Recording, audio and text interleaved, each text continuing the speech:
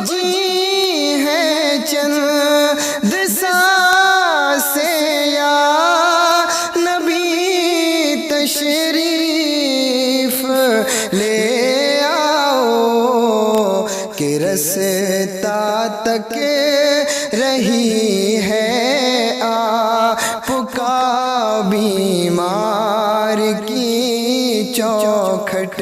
اس نے خط لکھا اپنے دوست حبیب یمنی کے پاس اور اس میں لکھا تھا، ذرا توجہ سے سننا ایمان تازہ ہو جائے گا۔ میں بتانا چاہتا ہوں میرا نبی کتنی شان والا ہے۔ اس نے اپنے حبیب یمنی کو خط لکھا۔ حبیب یمنی ابو جہل کے بزنس پارٹنر بھی تھے اور اس کے ہم سبق ساتھی بھی تھے، بچپن کے دوست بھی تھے اس کے۔ اس نے خط لکھا کہ تم حکیم بھی ہو اور بڑے عقل مند بھی ہو، لیکن آؤ ایک بات ہے تم سے کرنی ہے، جیسی میرا خط تمہیں ملے فوراً چلے آنا مکے میں۔ یہ خط حبیب یمنی تک پہنچا، جیسی خط ان کے پاس پہنچا انہوں نے فوراً سفر شروع کیا، مکے کی سرحد پر آئے۔ ابھی مکے میں داخل نہیں ہوئے ہیں کہ ابو جہل پہلے ہی باہر کھڑا ہو گیا تھا اور ہاتھ میں روئی لے کے کھڑا تھا۔ حبیب یمنی کو آتے دیکھا، اتارا نیچے کا، نیچے اتر، نیچے اترے حبیب یمنی کا اب کیا کہنا ہے؟ کہا پہلے یہ روئی لو اپنے کانوں میں لگا لو۔ کہا کس لیے؟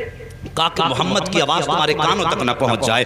کہا اس سے کیا ہو جائے گا؟ کہا تم نہیں جانتے ہو، اس کی آواز جن کے کانوں تک پہنچ جاتی ہے پھر وہ انہی کی بولی بولنے لگ جاتا ہے، انہی کی بولی بولنے لگ جاتا ہے۔ حبیب یمنی نے کہا چل ٹھیک ہے یار، بتا تو نے بلایا کس لیے ہے؟ کہا یار تجھے سچ بتاؤں؟ کہا ہاں۔ کہا رشتے میں بھتیجا لگتا ہے لیکن باتیں بڑی عجیب کرتا ہے۔ کہا کیا کہ ہمارے خداؤں کو برا کہتا ہے، کہتا ہے یہ پتھر کے خدا ہیں، یہ کچھ نہیں دے سکتے۔ وہ کہتا ہے کہ ایک خدا ہے اور سب کو مرنا ہے، مرنے کے بعد اپنے اپنے زندگی کے اعمال کا حساب بھی دینا ہے۔ کہا یار ذرا سچ بتا کہ بندہ مر کے پھر سے زندہ ہو سکتا ہے؟ حبیب یمنی چونکہ پڑھے لکھے انسان تھے، کہنے لگے یار باتیں تو وہ سچی کرتا ہے، جس نے جب کچھ نہ تھے تب پیدا کر دیا تو اگر وہ مارنے کے بعد پیدا زندہ کر دے تو کون سی بڑی بات ہے؟ کہا یار ذرا ساتھ چل۔ ہاتھ پکڑا ابو جہل نے حبیب یمنی کا، اپنے نبی کی شان ملاحظہ کرو، اپنے گھر میں لایا۔ اب حبیب یمنی کہتے بلایا کس لیے ہے تو نے؟ کہا یار میں نے تجھے اس لیے بلایا ہے، ذرا اس کا علاج تو کر دے، تو حکیم ہے، نبض پکڑ کے دیکھ لے، اس کا علاج کرنا ہے۔ حبیب یمنی کہتے ہیں ٹھیک ہے بلاؤ، میں ہاتھ پکڑ کے دیکھوں گا۔ اب ذرا توجہ سے سننا، یہ دشمن کی بولی ہے، سچ وہ ہوتا ہے جو سر چڑھ کے بولا کرتا ہے۔ اگر کوئی اعلیٰ حضرت کو گالی دے تو اس کے بکواس کرنے سے اعلیٰ حضرت کے رتبے کم نہیں ہو جاتے ہیں۔ مخالف اسی کے ہوتے ہیں جو حق پہ ہوا کرتا ہے، دشمن اسی کے ہوتے ہیں جو سچ پہ ہوا کرتا ہے، کبھی اہل غیرے کا کوئی مخالف نہیں ہوا کرتا ہے۔ ذرا توجہ سے سننا پیارے، ابو جہل نے کہا تھا کہ میں نے تجھے علاج کے لیے بلایا ہے۔ کہا ٹھیک ہے بلاؤ۔ کہا کیا کرے گا؟ کہا نبض پکڑ کے دیکھوں گا۔ ابو جہل کہنے لگا یار اگر تو نے نبض پکڑ لی تو بات ہی ختم ہو جائے گی۔ کہا کس لیے؟ کہا ہاتھ مت پکڑ لینا۔ کہا کیوں؟ کہا جو اس کے ہاتھ میں ہاتھ دے دیتا ہے پھر وہ بولی اس کی بولنے لگ جاتا ہے۔ کہا یہ کہنا کیا چاہتا ہے؟ تب ابو جہل نے کہا تھا یار سن بات سچی ہے لیکن ذرا دماغ میں اتار لینا۔ ایک دن میں گیا تھا محمد کے پاس اور میرے ہاتھ میں پتھر تھے، میں نے جا کے کہا تھا بتا میری مٹھی میں کیا ہے؟ تو انہوں نے میری طرف دیکھا اور دیکھنے کے بعد کہا اگر میں بتاؤں تو کیا کمال ہوگا، اگر یہ خود بتائیں جو تیری مٹھی میں تب کمال ہو جائے گا۔ کہا میں خوش ہو گیا، میں سوچنے لگا یار اب تو یہ پھنس گئے ہیں، میرے ہاتھ میں پتھر ہے اور پتھر بولا نہیں کرتے ہیں۔ کہا یہ سوچ کے میں نے کہا ٹھیک ہے انہی سے کہلوا دو۔ میرے نبی نے فرمایا کنکریو، اگر میرے نبی نے فرمایا جو تیری مٹھی میں ہے اگر میں بتاؤں گا تو کوئی کہے گا کسی نے بتا دیا ہوگا، آخر اس مٹھی میں رہنے والی چیز سے پوچھ کے ہم کون ہیں۔ جیسی اس نے کہا بہت خوش ہوا، کان کے قریب مٹھی لگائی، جیسی کان کے قریب لگائی تو پتھر کہہ رہے تھے لا الہ الا اللہ محمد الرسول اللہ۔ ابو جہل کہنے لگا او یار یہ ہاتھ کا کمال ہے، ہاتھ مت پکڑ لینا، اگر اس کا ہاتھ پکڑ لو تو بات ہی ختم ہو جاتی ہے، ہاتھ یہاں پکڑتا ہے رب کی رحمت پہ جا کے چھوڑ دیتا ہے۔ اللہ اکبر۔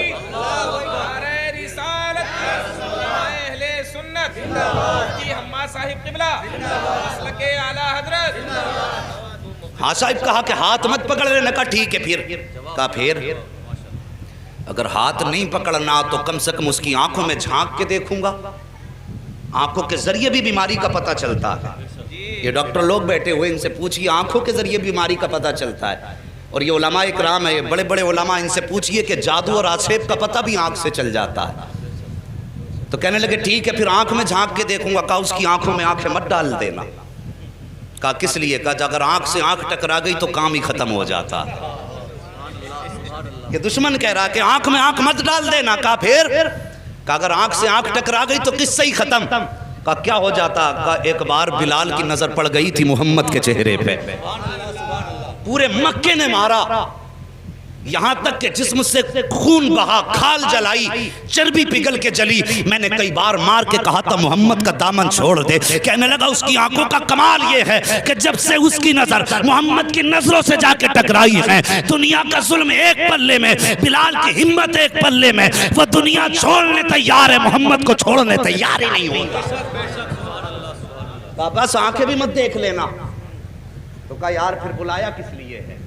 ہاتھ بھی نہیں پکڑنا ہے، آنکھ میں بھی نہیں دیکھنا ہے، بلایا کیوں ہے؟ کہا پھر ایسا کر خوشبو سے پتہ لگائیں گے۔ کہا تو پھر ٹھیک ہے، تو کام ہی نپٹا دے گا۔ کہا پھر؟ کہا خوشبو سے سونگ کے بتاؤں گا کیا ہے۔ کہنے لگا اس کی خوشبو کی سونگنے کی ضرورت کیا ہے؟ پورا مکہ گواہ ہے، جس گلی سے گزر جاتا ہے 8 دن تک گلیاں مہکتی رہتی ہیں۔ بولو یار ذرا سبحان اللہ۔ جی اگر تھک کے بھوکے بیٹھیں تو میں قربان بھائی سے کہوں گا انہیں پہلے کھانا بانٹ لیں۔ اگر تھک کے نہیں بیٹھے تو محبت سے بولیں ذرا یا رسول اللہ۔ اللہ سلامت رکھے۔ اللہ آج کی گرمی تیرے محبوب کے ذکر کے لیے برداشت کی ہے، مالک قیامت میں محبوب کی زلفوں کا سایہ عطا فرما دینا۔ بس توجہ کرے، اگر تیرے میرے یار کی باتیں ہوں، اپنے محبوب کے تذکرے ہوں تو محبوب کا دل ٹھنڈا ہوتا ہے۔ ہم نے رب کے محبوب کا ذکر چھیڑا گیا، یقیناً خدا راضی ہو جائے گا۔ بس توجہ کریں۔ کہنے لگا خوشبو سونگنے کی ضرورت کیا ہے؟ جن گلی سے گزر جاتے ہیں 8 دن تک گلیاں مہکا کرتی ہیں۔ کہا کوئی ثبوت ہے؟ کہا ہاں۔ کہا کیا؟ کہا گزار کے دیکھ لو اور آنے بھی دو، قدم رکھنے سے پہلے خوشبو گھر میں آ جائے گی۔ ایک دن میرے نبی نے نا اپنی زوجہ حضرت خدیجۃ الکبریٰ سے کہا تھا خدیجہ 25 سال ہو گئے میرے ساتھ، 25 سال میرے ساتھ ہو گئے تمہیں، لیکن کبھی محمد کو دروازہ بچانے کی ضرورت نہیں پڑی۔ سارے بولو صلی اللہ علیہ وسلم۔ کبھی دروازہ بجانے کی ضرورت نہیں پڑی۔ بتاؤ میرے آنے سے پہلے ہی جیسے قدم دروازے پہ آتا ہے تم دروازہ کھول دیتی ہو، کیسے پتہ لگاتی ہو؟ تو کہتی ہیں حضور آپ اپنے دروازے سے پہلے والے چوراہے پہ ہوتے ہیں کہ آپ وہاں ہوتے ہیں، خوشبو آپ سے پہلے گھر کے اندر آ جایا کرتی ہے۔ امام احمد بن حنبل کے پاس ایک بزرگ آیا کہ کہنے لگے حضرت مجھے بیٹی کو رخصت کرنا ہے، بیٹی کو رخصت کرنا ہے۔ کہا پھر؟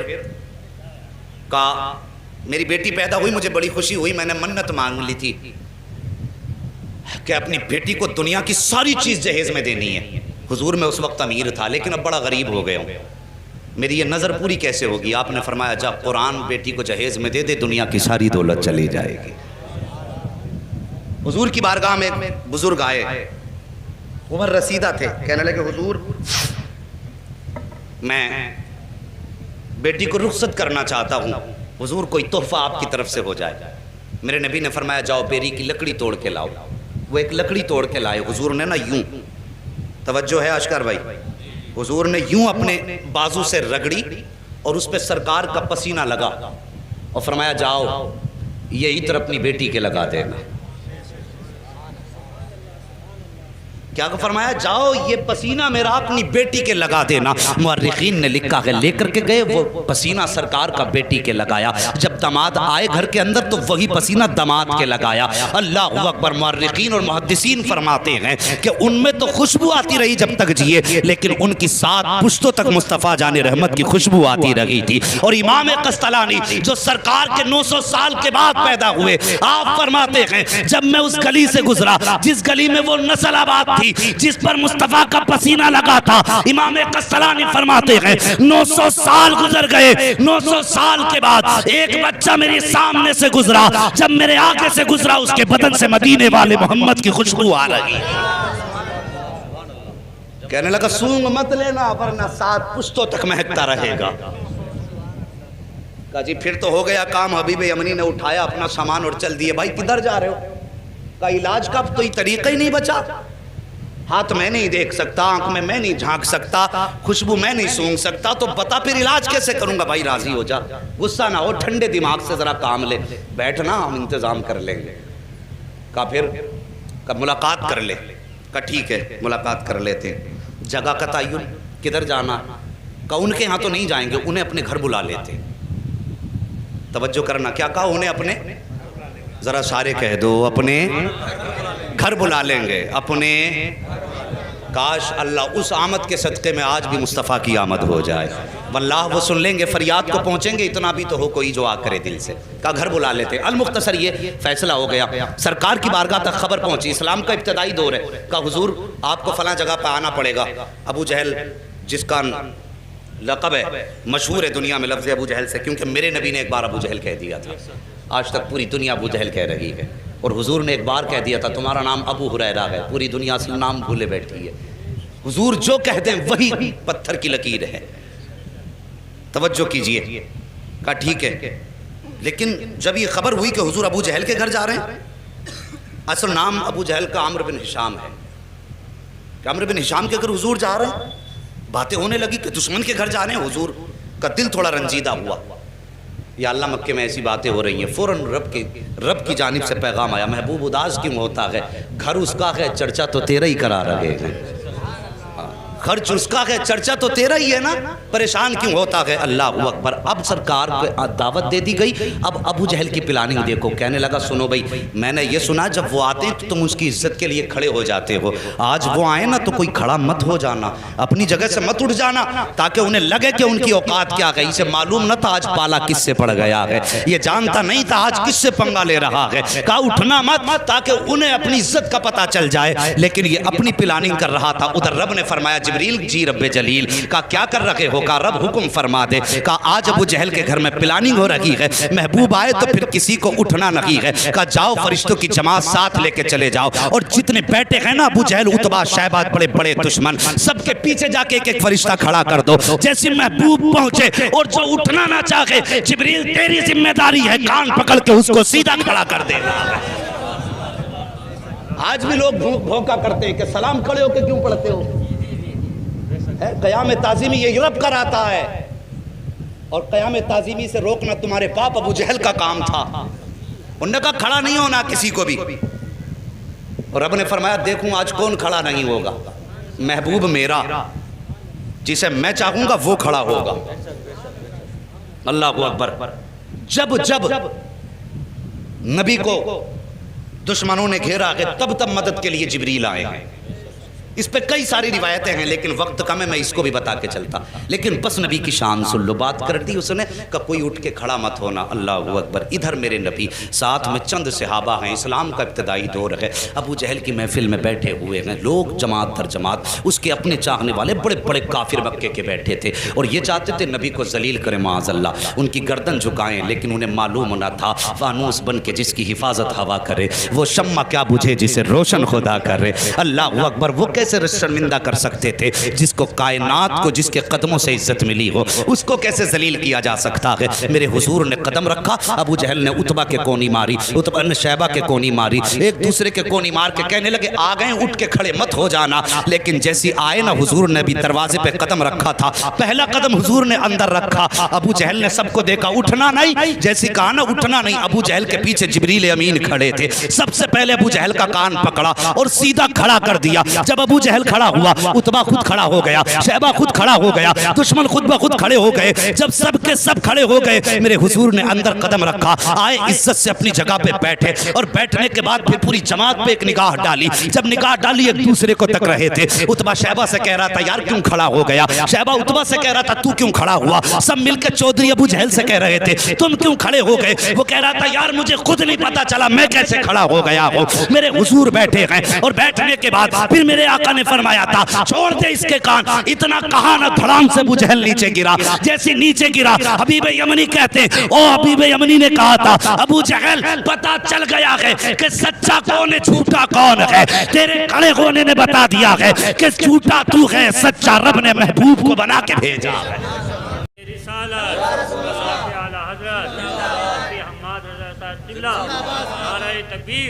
بس توجہ کیجئے پیارے، اللہ سلامت رکھے سب کی نسلوں کو، جتنے بھی مسلک اہل سنت والے ہیں. بس توجہ کیجئے. بیٹھ گئے. حبیب یمنی کہنے لگے مجھے اس نے بلایا ہے، اور اس لیے بلایا ہے کہ سنا ہے آپ ایسی ایسی بات کرتے ہیں. میرے نبی نے فرمایا ہاں میں اللہ کا رسول ہوں، خدا ایک ہے، قولوا لا الہ الا اللہ تفلحوا انی رسول اللہ. ہاں میرے نبی نے فرمایا. حضرت حبیب یمنی ابھی ایمان نہیں لائے تھے.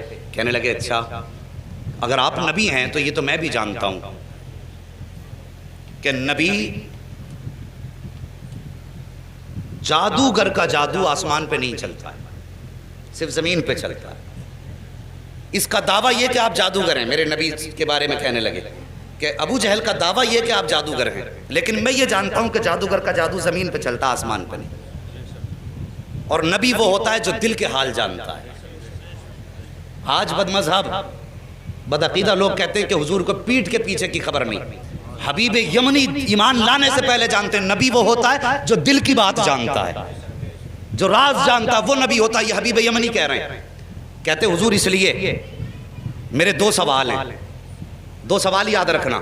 حبیب یمنی کیا کہتے ہیں؟ میرے بولو سارے بولو، میرے 2 سوال ہیں، ایک سوال میں کروں گا جواب آپ کو دینا ہے، دوسرا سوال بھی آپ کریں گے جواب بھی آپ دیں گے۔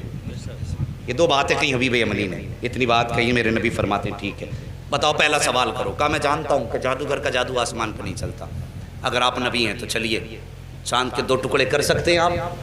وقت دوپہر کا تھا، دوپہر کا وقت تھا، سورج تھا، چاند نہیں تھا اس وقت میں۔ کہا آپ چاند کے 2 ٹکڑے کر سکتے ہیں؟ میرے حضور اٹھے، کہا چلیے۔ حضور آگے آگے، حبیب یمنی پیچھے پیچھے، ابو جہل سب سے پیچھے۔ جب حضور چلنے لگے نا، ابو جہل نے یوں گردن جھکائی، چہرہ اتر گیا۔ ایک کہنے لگا چچا بات کیا ہے؟ کہا بات پوچھتا کیا ہے، جو یہ کہہ دیتا ہے وہ کر کے دکھا دیتا ہے۔ اگر اس نے کہہ دیا ہے تو اب سمجھ لے ٹکڑے کر کے دکھائے گا چاند کے۔ اللہ اکبر۔ جبل ابو قبیس پہ میرے نبی تشریف فرما ہوئے، دوپہر کا وقت تھا، اشارہ کیا تو سورج چھپ گیا، دوسرا اشارہ کیا چاند آ گیا۔ اس کے بعد آقا نے حبیب یمنی کی طرف دیکھا، کہا کروں ٹکڑے؟ کہا جی۔ اتنا کہا میرے حضور نے انگشت نبوت اٹھائی اور یوں اشارہ کیا تو ایک ٹکڑا پورب میں تھا، دوسرا پچھم میں چلا گیا ہے، چاند 2 ٹکڑے ہو گیا۔ جب چاند 2 ٹکڑے ہوا، آپ فرماتے ہیں اب بتا کیا رائے ہے، انہیں جوڑنا ہے یا قیامت تک کے لیے ایسے ہی چھوڑنا ہے؟ اللہ اکبر۔ حبیب یمنی نے کہا تھا اب جوڑ بھی دیجئے، یوں میرے نبی نے اشارہ کیا، چاند جڑ گیا۔ اب اس کے بعد حبیب یمنی کہتے حضور میں تو مان گیا ہوں آپ اللہ کے نبی ہیں، لیکن اب اس کی تسلی کے لیے اب آپ میرے دوسرے سوال کا جواب دیں۔ میرے نبی فرماتے سن، یمن میں تیری ایک بیٹی ہے جو مفلوج ہے، جس کی آنکھوں سے بھی نظر نہیں آتا ہے، کانوں سے سنائی نہیں دیتا ہے، زبان سے گونگی ہے، ہاتھ پیر سے اپاہج ہے، اور تو یہ چاہتا ہے اللہ اس کو شفا عطا فرما دے۔ اتنا سننا تھا، قدموں پہ گرے حبیب یمنی مصطفیٰ کے، کہتے آقا دیر نہ کیجئے، ہاتھ بڑھائیے، کلمہ پڑھائیے، میں مان گیا ہوں، پہچان گیا ہوں یہ جھوٹے ہیں آپ سچے ہیں۔ میرے نبی نے کلمہ پڑھایا۔ حبیب یمنی جب رخصت ہونے لگے، حضور فرماتے ہیں جا، ہم نے تیری بیٹی کو بھی شفا عطا فرما دی ہے۔ اب توجہ کیجئے، یمن کا مدینے سے فاصلہ دیکھیے اور یہ دوریاں دیکھیے۔ آقا فرماتے ہیں اللہ نے تیری بیٹی کو میرے ذریعے شفا دے دی ہے۔ حبیب یمنی دروازے پہ آئے ہیں، دروازہ کھٹکھٹایا، اندر سے آواز آئی، اس بیٹی کی آواز جو بول نہیں سکتی تھی، کہتی بابا ٹھہریے ابھی آ رہی ہوں۔ بچی جو چل نہیں سکتی تھی توڑ کے دروازے پہ آئی ہے، دروازہ کھولا، حبیب یمنی نے بیٹی کو دیکھا، زارو قطار رونے لگے، فرماتے بیٹی یہ کیسے ہو گیا، کیسے ٹھیک ہو گئی؟ بچی نے کہا تھا بابا دوپہر کا وقت تھا، میں لیٹی ہوئی تھی، لیکن اچانک شور ہوا کہ اندھیرا ہو گیا ہے، اندھیرا ہو گیا ہے بابا، مجھے تو نظر نہیں آتا، لیکن جیسی شور ہوا اندھیرا ہو گیا، میں یہ سمجھی رات ہو گئی ہے، میں لیٹی میری آنکھ لگ گئی، کیا دیکھتی ہوں خواب میں بڑے حسن والا چہرہ، بڑی خوبصورت وجاہت والا ایسا چہرہ تھا بابا کہ نظر پڑنے کے بعد ہٹنے کا نام نہیں لے رہی تھی۔ وہ میرے خواب میں آیا، اس نے آ کے میرے سر پہ ہاتھ رکھا، بابا ہاتھ لگنے کی دیر تھی کہ میرے پورے بدن کو اللہ نے شفا بخش دی ہے، اور بابا مجھے کلمہ بھی پڑھا کے گیا ہے۔ اللہ اکبر۔ اتنا سنا، بیٹی کے سر پہ ہاتھ رکھ کے حبیب یمنی روئے اور کہتے بیٹی میں بڑے نصیب والا ہوں، جس کی تو بات کر رہی ہے میں اسے دیکھ کے بھی آیا ہوں، اس کے ہاتھ میں ہاتھ دے کے بھی آیا ہوں، اور اس کے شہر میں کلمہ پڑھ کے آیا ہوں۔ تب بیٹی نے رو کے کہا تھا بابا نصیب والے آپ نہیں ہو، بلکہ آپ سے زیادہ نصیب والی میں ہوں۔ کہا بیٹی کس لیے؟ کہا آپ جا کے اس کے شہر میں گئے ہو، تب کلمہ پڑھا ہے، میں کتنے نصیب والی ہوں کہ وہ میرے گھر آ کے مجھے کلمہ پڑھا کے گیا ہے۔